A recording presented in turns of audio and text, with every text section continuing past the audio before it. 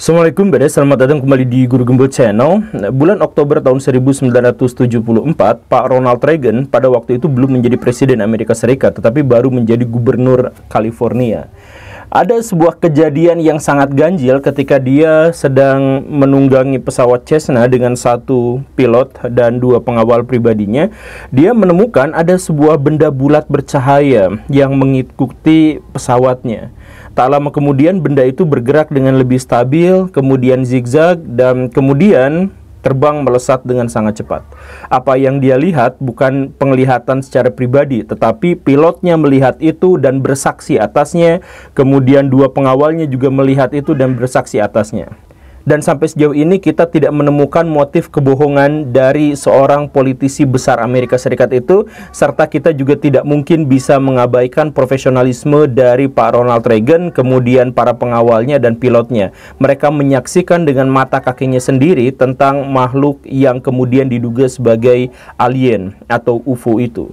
Dan kalau misalkan kita berbicara tentang penglihatan UFO, bukan hanya Presiden Amerika Serikat yang namanya Ronald Reagan, ada juga Jimmy Carter yang juga Presiden Amerika Serikat dan juga memiliki pengalaman berinteraksi dengan alien itu. Karena saking populernya dan ada jutaan orang yang pernah mengklaim bertemu melihat dengan alien itu, bahkan berinteraksi, maka film-film terkait dengan alien juga adalah salah satu film paling terkenal di dunia modern.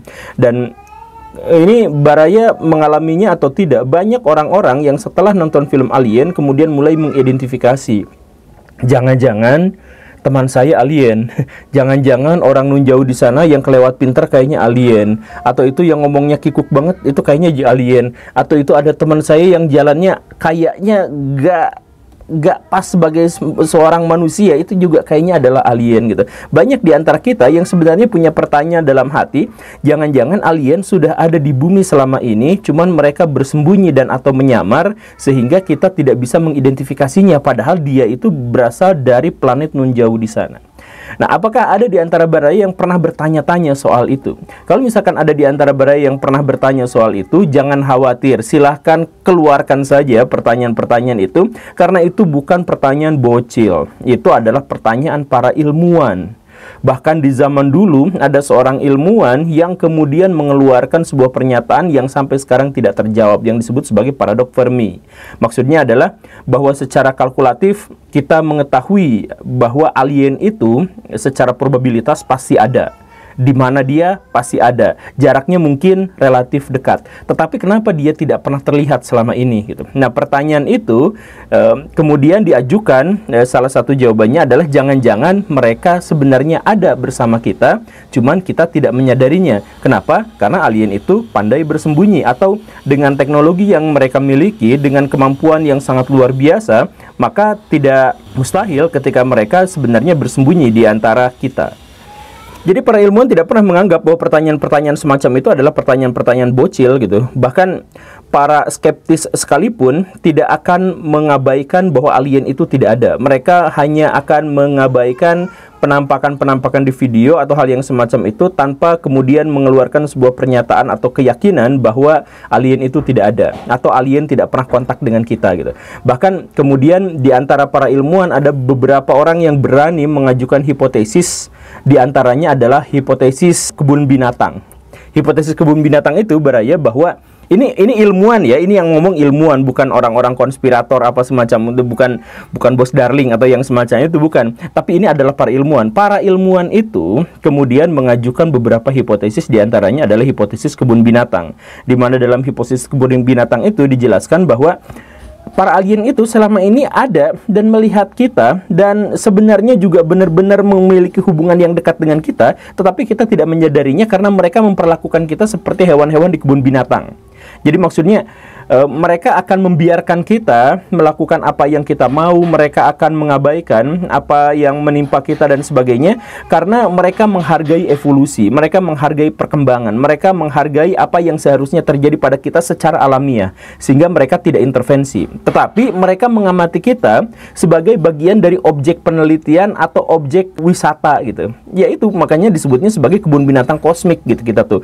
Jadi ya kayak di kebun binatang aja, itu lucu, itu ogi begitu cara makannya. Jadi alien itu bawa anak-anaknya kemudian ngelihat kita dengan satu cara di mana kita tidak menyadari mereka, tetapi mereka mengetahui itu gitu. Nah, dari cerita atau dari hipotesis kebun binatang ini, kemudian ada saja mungkin misalkan alien-alien yang pesawatnya error sehingga terlihat oleh kita, atau si mereka itu secara sengaja, katakanlah secara sengaja kemudian membongkar dirinya sendiri sehingga terjadi penculikan apa dan sebagainya gitu, atau misalkan bahwa mereka itu berinteraksi dengan manusia dan sebagainya tanpa kita sadari bahwa mereka itu adalah alien, atau kita sadari tetapi kita tidak mampu membuktikan bahwa itu memang adalah alien gitu. Makanya sekali lagi ada jutaan orang di seluruh dunia yang pernah mengklaim bertemu atau melihat atau berinteraksi dengan alien-alien itu. Nah, sekarang mari kita uji sampai sejauh mana pengalaman Baraya terkait dengan alien dan apakah itu menjadi sesuatu yang sangat penting dan sangat urgen. Yuk kita uji sama-sama. Saya ajukan beberapa pertanyaan buat Baraya dan kemudian Baraya silahkan jawab. Mau di kolom komentar, mau tidak, tapi silahkan jawab. Pertanyaan pertama, apakah Baraya pernah melihat UFO? Yang kedua itu adalah, apakah Baraya pernah merasa bahwa Baraya itu diikutin atau diawasin oleh sesuatu? Baraya tidak bisa menjelaskannya, tetapi Baraya secara naluriah sadar bahwa saya tuh kayaknya lagi diikutin gitu.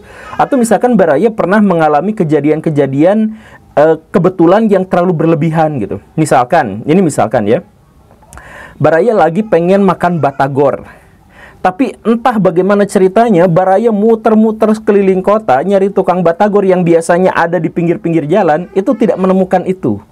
Atau misalkan Baraya ada di satu jalan sedang buru-buru menuju tempat kerja misalkan atau ke sekolah, tapi setiap perjalanan, setiap persimpangan jalan ada lampu merah, Baraya kebagian lampu merah. Bagaimanapun Baraya nyetirnya gitu, mau cepat mau lambat kebagiannya lampu merah lagi gitu. Jadi Baraya itu kesel gitu. Jadi maksudnya, pernah nggak Baraya mengalami kebetulan-kebetulan yang terlalu berlebihan seperti itu gitu?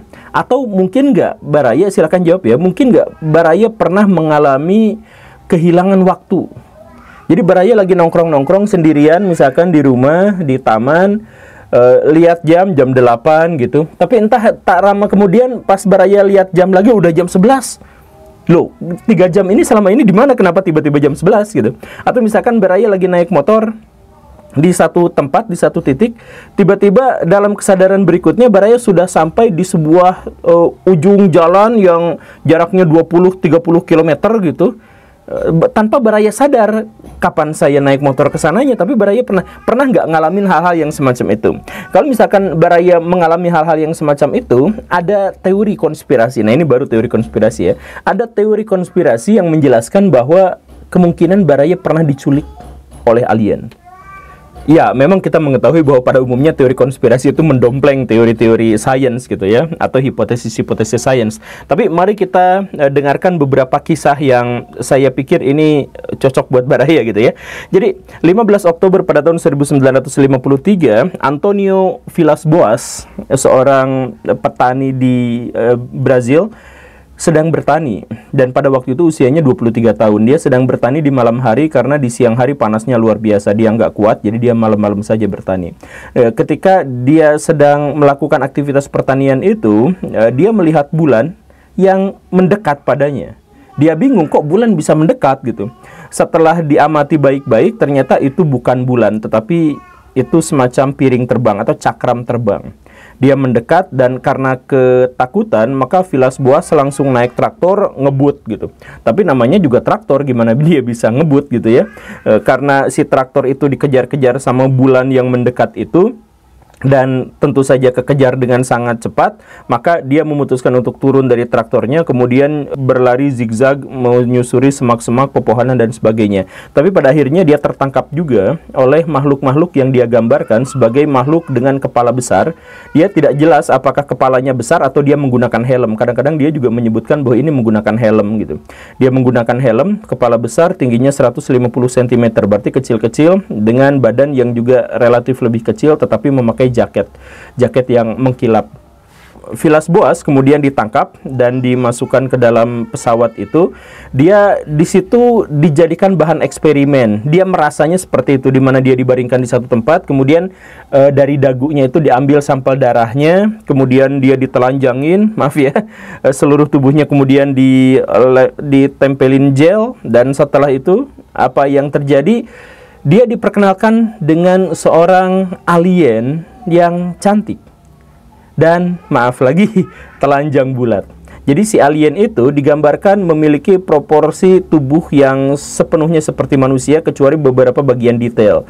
Misalkan warna matanya yang agak lain gitu. Kemudian warna rambutnya itu putih pirang dan bagian bulu-bulu di situnya itu warnanya merah terang gitu. Kenapa bisa melihat seperti itu ya? Karena dia telanjang gitu. Nah, si perempuan itu mengajaknya untuk melakukan aktivitas seksual kepada Vilas Boas, dan tentu saja Vilas Boas pada waktu itu usia 23 tahun, dia lagi sangat senang-senangnya gitu, tiba-tiba kejatuhan duren gitu. Dia menemukan ada perempuan cantik yang mau melakukan aktivitas seksual dengannya. Ya udah, langsung digarap di situ, terjadi pergumulan. Dan setelah selesai, si perempuan itu bilang bahwa dengan bahasa isyarat bahwa saya akan membawa dan merawat anak kamu di atas sana, ya di planet yang lain, mungkin seperti itu. Tak lama setelah itu Vilas Boas diajak keliling di pesawatnya, ini itu, dan dia juga bisa melihat ke jendela, melihat kota-kota yang sangat besar, yang jelas itu bukan ada di Brazil. Dan setelah dia berjalan-jalan, dia kemudian diturunkan di tempat di mana dia diculik.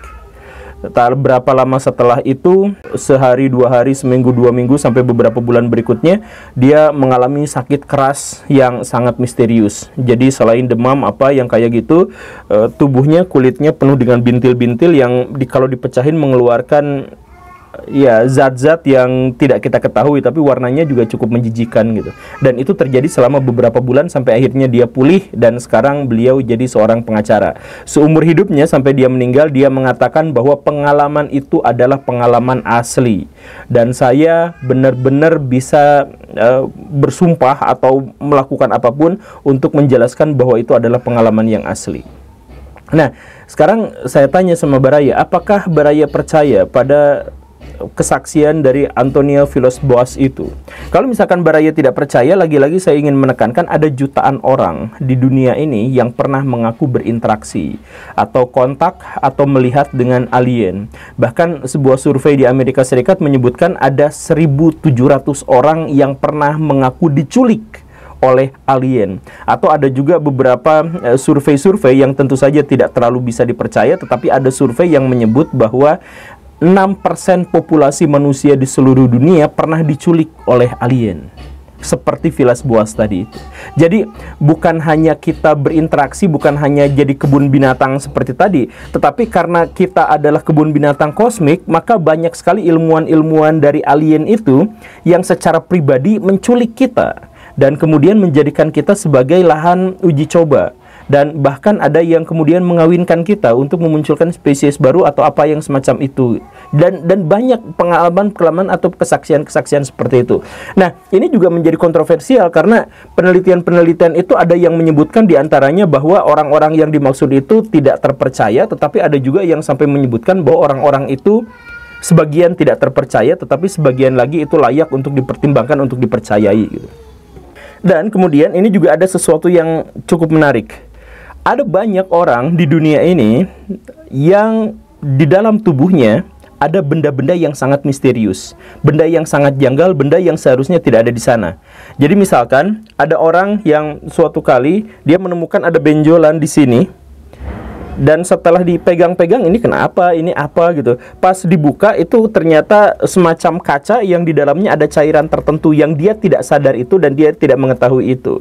Kemudian ketika dia ajukan kepada orang yang cukup ahli di bidang itu, dia tanyakan ini apa, kesimpulannya sangat membagongkan karena katanya benda itu tidak dibuat di bumi atau memiliki material-material yang sebagiannya tidak berasal dari bumi.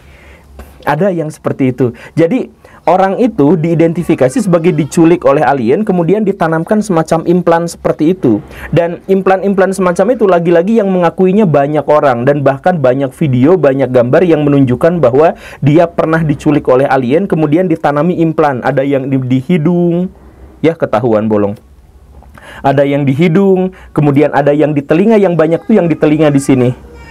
Di Nah ini nih, nah curkan ini kecil gitu ya. Kemudian di tangan dan lain sebagainya. Ada bahkan juga ada yang di gigi gitu ya, ditancepin di gigi tapi nggak merasakan sakit gigi dan sebagainya, biasa aja. Nah implan-implan itu sampai sekarang juga tidak diketahui itu sebenarnya apa gitu. Jadi dalam teori konspirasi, jangan-jangan kita tuh pernah diculik sama alien tapi kita tidak pernah sadar, dan ketika diculik oleh alien itu kita dipasangi implan itu, entah itu tujuannya adalah untuk melacak kita atau untuk mempengaruhi pikiran kita, atau misalkan untuk menjadikan kita sebagai mata-mata mereka dan sebagainya, tidak diketahui. Tapi yang jelas ada ribuan orang yang mengaku diculik oleh alien, dan ratusan diantaranya di dalam tubuhnya ada semacam alat-alat implan yang semacam itu. Kita tidak tahu sampai sejauh ini, tidak diketahui apa tujuannya, juga tidak pernah diketahui itu sebenarnya bahannya apa, dari mana dia dan sebagainya. Itu bisa aja itu semacam rekayasa mungkin, tetapi sampai dimasukkan ke dalam tubuh itu kita tidak tahu bagaimana. Tapi yang jelas ada yang seperti itu. Nah, kalau misalkan kita runutkan kejadian-kejadian dari awal tadi sampai akhir, mungkinkah memang ada orang-orang yang pernah melakukan kontak, interaksi, bahkan diculik oleh alien, kemudian dia ingatannya dihapus, tetapi setelah di dalam tubuhnya ditanami sesuatu yang dibuat demi kepentingan-kepentingan alien. Apakah bisa seperti itu? Silahkan cek bagian tubuh Baraya, apakah ada yang cukup mencurigakan? Karena ada banyak orang yang mengalami itu. Ya, silahkan mau percaya atau tidak, karena ini adalah bagian dari teori konspirasi yang diculiknya itu. Tetapi bahwa para ilmuwan percaya, atau sebagian di antara mereka percaya bahwa kita sebenarnya pernah mengalami kontak dan interaksi dengan alien secara sepihak, itu adalah pernyataan yang populer di antara para ilmuwan. Terima kasih karena sudah menyimak. Saya Guru Gembul. Assalamualaikum warahmatullahi wabarakatuh.